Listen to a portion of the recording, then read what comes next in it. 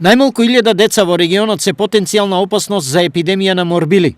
Приближно толку деца на возраст до 14 години не ја примеле задолжителната МРП вакцина, која превенира од појава на мали сипаници. Дури 2/3 од нив или 664 деца се во Штип, што представува 8,8% од вкупниот број на деца кои подлежат на вакцина и ревакцина против МРП.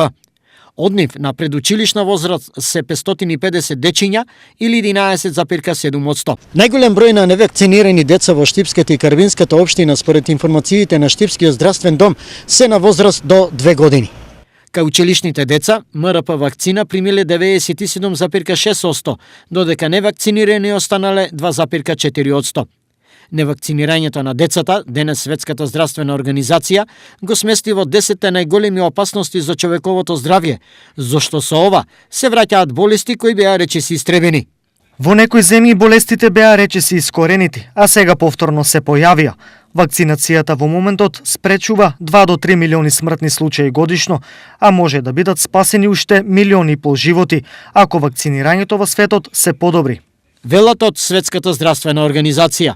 Колку да изгледа како индивидуална одлука, невакцинирањето всушност има последици врз целокупното население.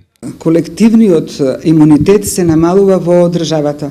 Не беше проблем во минатото некој дете да остане невакцинирано. Меѓутоа, колективниот имунитет беше висок. Не може да се предизвика таква епидемија од такви размери за да може да имаме такви болести. Скоро можам да кажам дека беа и искоренети. Меѓутоа, сега еве гледате дека во Скопје се јави епидемија која што многу лесно може да се прошири низ целата држава.